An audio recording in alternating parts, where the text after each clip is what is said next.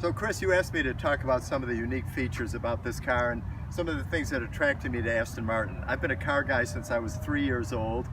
I've had about 37 cars, most of all bought above my pay grade, but I love cars. I've had everything from Porsches, Corvettes in the early days, TR6, RX-7 Turbo, and then family cars, Volvos, other sedans. I always thought Aston Martins were beautiful, and I always wanted to own one, and there's that sort of mystique about the James Bond 007. In fact, even the wheels, the tires, have a 007 as part of their trademark. And I didn't realize the performance potential of these. I thought about the beauty, and I'm only recently learning more about the racing pedigree, which matters to me because I love motorsports.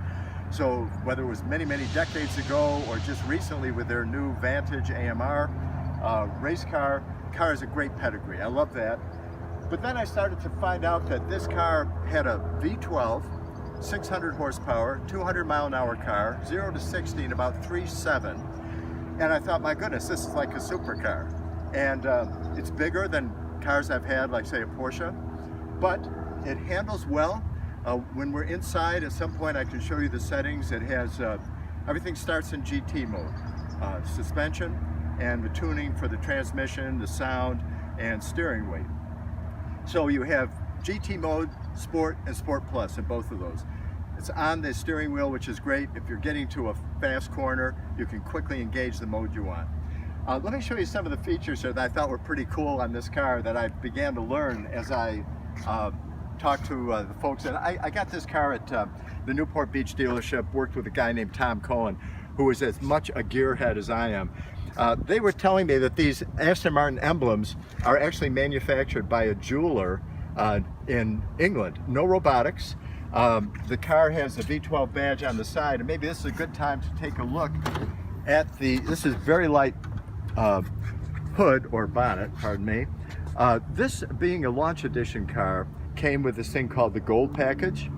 Frankly, maybe I wouldn't have opted for it, but it's part of the setup. This is a V12 5.2 liter twin turbo.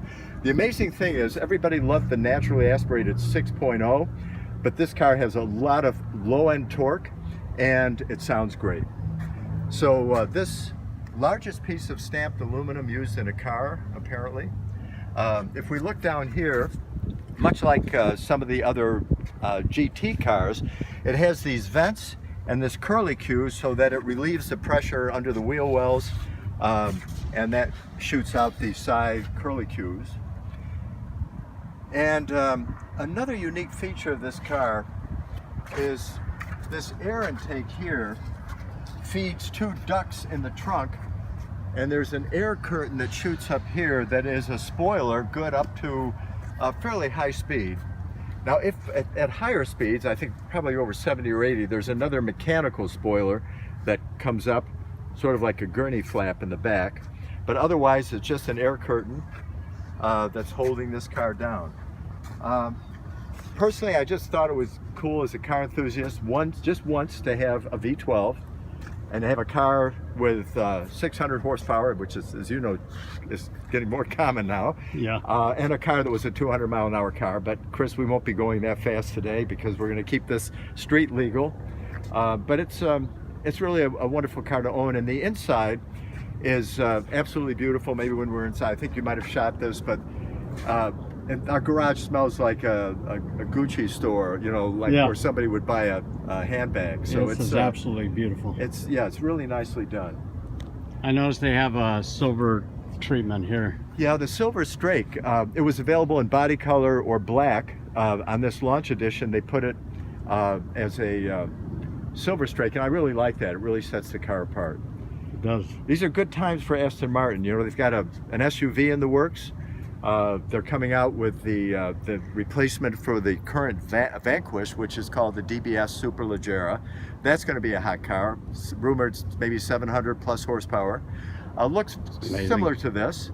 And a lot of these derive from what we first saw in the DB10. It was never manufactured as a street car, but it was a car that Daniel Craig drove in the last Bond movie, Spectre, I think it was. If we look in the trunk, I'll show you another option that is almost unnecessary in California. Let me just hit the button here. In the boot? In the boot, yes, thank you for reminding me. This actually came with an umbrella.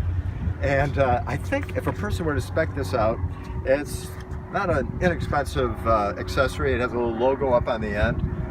Trunk's not a bad size, you know, for using this as a GT car. And car gets good reviews. Later today, I'm going to go drive the new Vantage, which should be exciting. And the reviews on that have been very good as well. I see here the vents. This is where you're Exactly talking about. They come right, through, yeah. and they come through and then force the air up into here and for the air curtain. Yeah. Okay. Pretty clever. Very clever. Fascinating. And this is self-closing. Excuse me. The hood too has a self-closing mechanism. Looks very light. Very light. And once it engages on the hooks, then it closes. Am I right that the V8 has 2 vents in the hood and the V12 has 4? That's right, yeah. And the V8 comes, their engine, like the one in the Vantage, comes out of the AMG GTS. I actually had that car for a while. It was the car I traded in on this. I had a launch edition AMG GTS, and that's a good engine.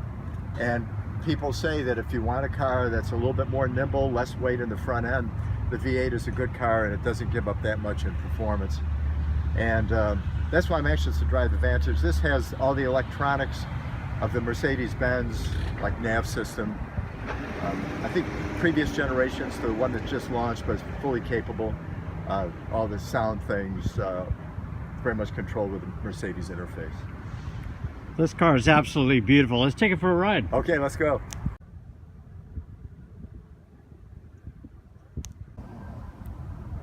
Tell me about this interior. It looks absolutely amazing.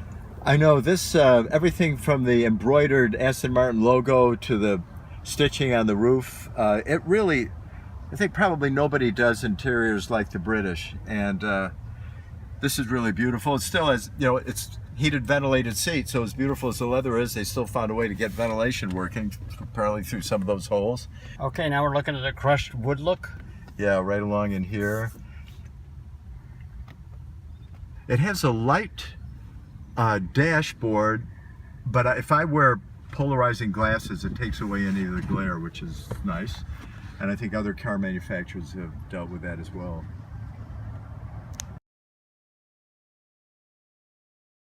Chris, one of the features that came on the launch edition car was an upgrade to a Bang & Olufsen high output stereo system. It has about 14 speakers, about 1,000 watts of power, and a great sound system. One of the cool things, I'll start the engine now, and you'll see that these little tweeters up here actually rise up out of the dashboard when the car is starting.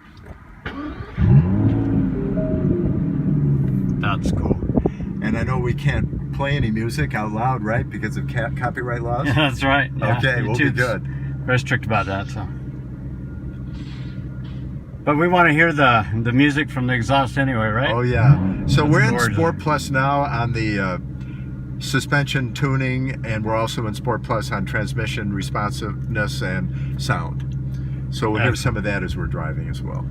Okay, let's take it. I'll tell you something else about the shifter. I tend to drive in manual mode quite a bit, and this is the first car I've had with shift paddles mounted to the column instead of the steering wheel. Oh, I love it. And the advantage of that is if you're going around a corner at speed, you can quickly reach down, you know exactly where it is. By the way, it has very sensitive proximity detectors. And they're very large, nicely finished. So I'm really happy with this. I can see why some car manufacturers have chosen this. If you want to go back into fully automatic mode, you can either hit the D button for drive or just hold this right paddle in for about 3 seconds. This car has different modes for stability control. I can go in here on the dash and select settings, go to drive assist, which will then another select brings me to whether I want it completely off. I have found that track mode, even in the city, gives me a little bit more freedom in the back. If I'm going around a corner, it won't intervene quite as quickly. I haven't had a chance to try track mode yet, or completely off, and I'll save that for a time when I'm in a very empty parking lot or something like that. Also, this car is available at Exotic Cars Racing in Las Vegas. Their California location up in Fontana doesn't have it. But it would be interesting. I've driven cars up there, like say a GT3 on the track up there. Interesting, 1.2 miles, 8 interesting turns. If they ever get this car there, I'd love to take it on the track and see actually how it handles for a car that's about 4,100 pounds curb weight. Not bad. You know, it's mostly aluminum structure, a lot of composites. The Vanquish is a carbon fiber body. That's quite a remarkable car, and I think that's going to be true of the, as the name implies, the DBS Superleggera. I can imagine. Now, you grew up near Watkins Glen in New York, right? I did. I was telling me that. going to races there. I was an SCCA member and volunteer, so I got to work tech inspection and also some race safety things during the wonderful years of Trans Am, Can Am. Watched Mark Donohue racing Tran Am, including in a Javelin, along with the Sunoco Camaros, and then also in the 1,000+ horsepower 917s. I have pictures of Mark Donohue and George Fulmer dicing it out at the 90 there. But one interesting thing is I look back at a movie that was taken. I had a Corvette LT1 in 1970, the year of high compression, 370 horse, 350. And we had a Corvette Corral, and then we'd take the Formula One drivers around the track. And the guy riding in my car was Helmut Marko. And I thought, could it be the same guy who runs Red Bull Racing, because I follow Formula One? And it turns out it was. He raced for a couple of years in the early 70s in Formula One, and he raced at Watkins Glen. So that's sort of a cool fact. But yeah, I love the course. You know, I run it quite a bit on Forza 6. I've never actually had a chance to drive that track except autocrossing back in my Corvette days, where we used part of the track for that. But we get back there to see family, so I'm hoping to try to get to an event there. And I'm pleased to see last year IndyCar was there, not this year, but that was great. NASCAR goes there, of course, and there's a lot of sports car racing. It's a great track, really fast track, not as many corners as, say, Laguna Seca, where I went to an AMG Performance Driving Academy when I had the AMG GTS, and that was fantastic. Being able to drive a lot of their AMG cars on the track, and then the final laps that were videoed were in an AMG GTS, much like the one I owned. And we did lead follow, and with a great instructor up there, and just had a blast. So that's an amazing track, Laguna Seca. It is, yeah. It's just fantastic. That's the one I grew up around. Ah, lucky my guy. dad. Yeah, it's where my dad took me.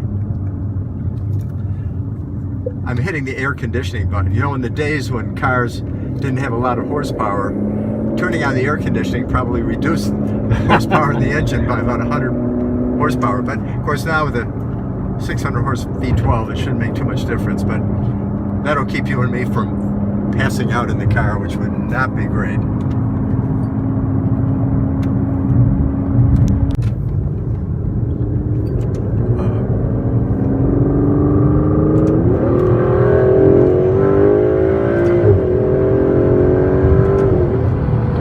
Well, I felt the 600 horsepower that time. Yeah, that was amazing. 516 foot-pounds of torque. Beautiful. Wow. As I promised, That's an experience. Yeah. Staying legal here, but this is a good road because at least we can go 55. And that was going uphill, which is sort of nice. That adds to the experience. Yeah. With air conditioning. Yeah. we'll take a road here where we can drive a little bit more leisurely. It has a couple curves. One of the things, of course, as you know, Chris, in this area, we don't get to drive some of those phenomenal roads we see even around LA, north, you know, out in the Angeles Mountains, or what we see on some of those European videos, where there's just all these switchbacks, which would be a great place to take this car. And people who have driven this car under those conditions really feel it's a really good solid. It is. And I haven't had any problems with it. I mean, I've got maybe 2,600 miles on it now, but it's not rattling, right? No electronic problems. I think Andy Palmer approved the first 100 cars, the first 100 DB11s to attest to the quality. He literally signed his name and was accountable for the quality on those cars. Was he a CEO of Aston Martin? Yes, Okay. exactly. And you can count on Andy. Yeah, exactly. Aston Martin's got a great history. And they also have the guy that was a former head of suspension dynamics at Lotus, which has always been known as a great handling car. He's over now as head of, I think it's just overall vehicle performance at Aston Martin. So all of this is beginning to show. They're hiring people, I think, from Ferrari as well. So they want to do a mid-engine car, according to the rumors. That would be like a McLaren or some of the Ferrari models, Lamborghini. As I mentioned, they've got the SUV. And then, the thing about the Aston Martin brand, unlike some others, when you think of some of the supercars, they have the Valkyrie, which I think is like $2.5 million, designed with Red Bull Racing. I love seeing the Red Bull logo on the Formula One cars in the Red Bull series. And I'm also seeing that they've got this Vulcan, which they build some for street, some for track only, but they are remarkable cars, and they're just building these very specialized, high-performance cars that speak to their motorsports history, which I think is great for enthusiasts. So a lot of good things to come.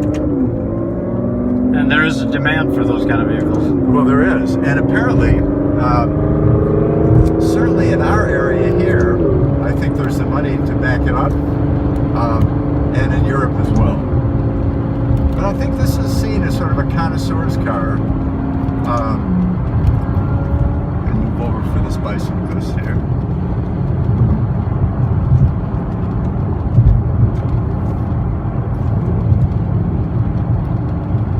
They put a lot of luxury into a race car, basically.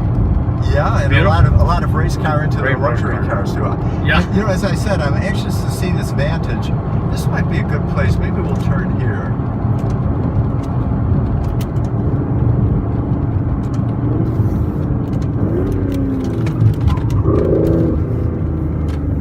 Whoops, excuse us. I didn't want to scare that person. But you can see going around the corner until I had to let up. Yeah. In track mode, very little intervention, a lot of control. I mean, this thing is planted. You know what we can do is, because this road is pretty open, and we won't be offending anybody with sound or speed, I can give you a little sense of what the acceleration is on this. Steering is pleasantly heavy on this. Once you set, like this is a constant radius turn, once you set that, it's very easy to hold the exact corner without having to keep changing your steering wheel. Nice. So we'll do a little U-turn somewhere around here.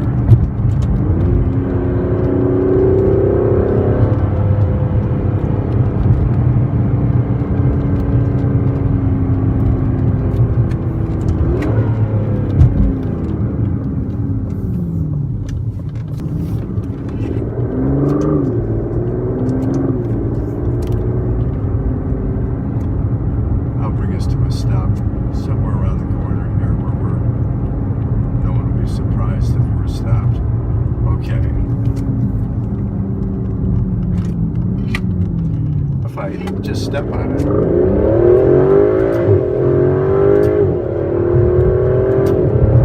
Wow. So pushes you back, doesn't this it? has a 7,000 RPM red line with a twin turbo. It's fairly common nowadays. But those shifts were about at 6,000. Nice. That was beautiful. You really feel the power. Yeah, and that's sort of the cool thing, I've never had a car. I've had some big sedans like AMG sedans, that in that era, maybe about 8 years ago, didn't have this kind of torque and horsepower. But this car does combine handling. I mean, they're very bullish about this car as a track car, and in fact, they have sponsored track days for owners, and they've just announced the DB11 AMR, stands for Aston Martin Racing, and it has 30 more horsepower, 630 horsepower. Suspension is tweaked a little bit to give it a little bit more handling response, and it has some special badging features which are pretty cool. But they just wanted to take this, I think, to another level of handling, sort of as befits their motorsports interests.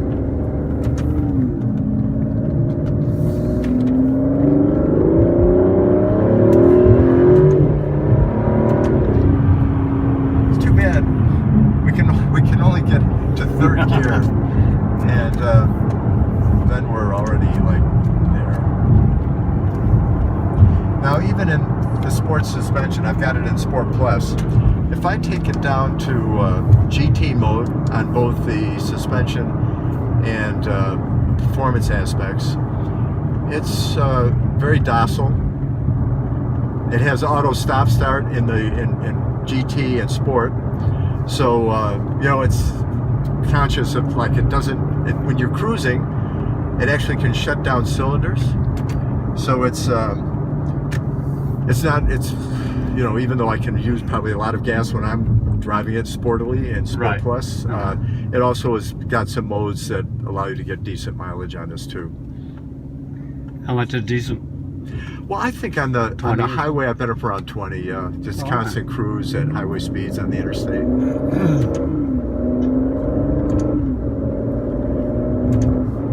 I'm on. So Chris, I've got this in automatic now, and a little bit farther down, we'll have a chance maybe to take a right corner at a little bit of speed.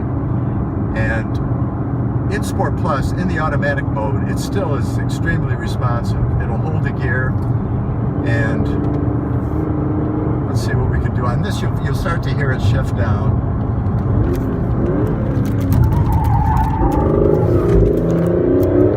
So you can see in track mode, it lets you get the back end out a little bit. But then- still very controllable. Yeah, very controllable. And I really probably went into that corner at a little higher than a prudent speed. I mean, I suppose that I could have been braking a little bit more on this little downhill off-camber right-hander, but the car felt totally controllable and a little bit fun. You know, thing is, I like to stay away from the curves because these are pretty wheels. My goal is to maintain the quality of the wheels as long as possible. Absolutely. So you mentioned you wanted to do a couple drive-bys on the car. So when we get up here around the corner, I'll let you hop out of the car. Absolutely. Try to remember to come back and get you.